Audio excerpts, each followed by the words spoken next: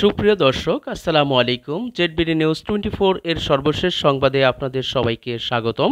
প্রথমেই জানিয়ে দিচ্ছি সংবাদ শিরোনাম।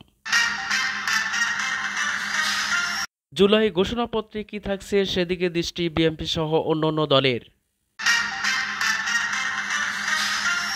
রায়ের বাজারে গণকবর দেয়া 114 মরদেহ উত্তোলনের নির্দেশ। পাকিস্তানের সঙ্গে বাংলাদেশের সম্পর্ক নিশ্চয় ভারত নির্ধারণ করবে না, বলেছেন তৌহিদ হোসেন।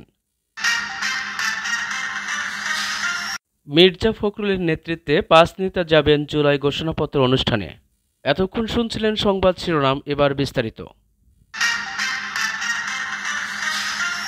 জুলাই ঘোষণাপত্রে কি থাকছে সেদিকে দৃষ্টি বিএনপি সহ অন্যান্য দলের।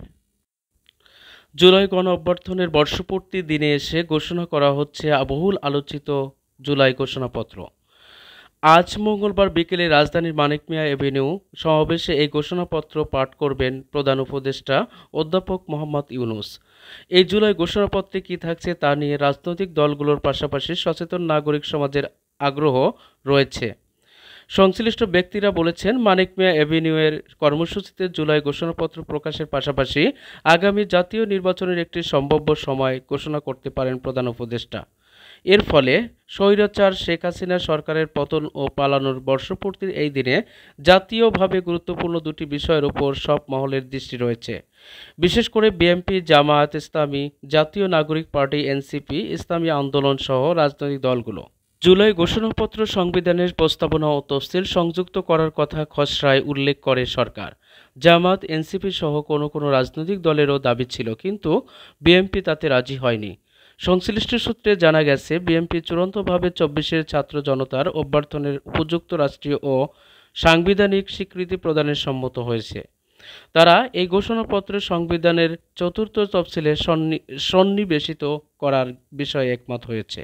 রায়ের বাজারে গণকবর দেয়া 114 মরদেহ উত্তোলনের নির্দেশ। জুলাই আগস্টের গণ অভ্যর্থনের সময় রায়ের বাজার গণকবর দেয়া 114টি মরদেহ উত্তোলনের নির্দেশ দিয়েছেন আদালত। ঢাকার chief metropolitan magistrate CMM Mohammad Mostafizur Rahman সোমবার এ আদেশ দেন।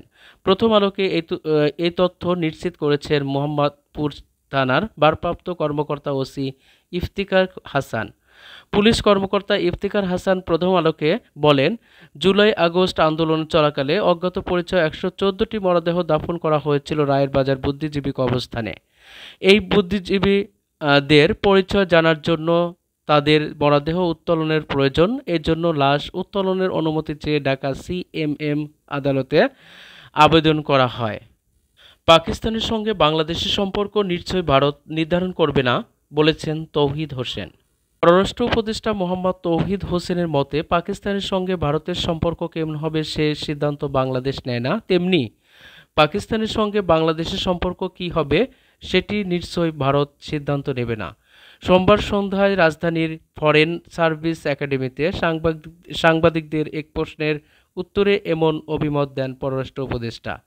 প্রায় 3 দশক পর 23 আগস্ট পাকিস্তানের উপমন্ত্রী ও পররাষ্ট্রমন্ত্রী ইসহাক দানের ঢাকায় আসার কথা।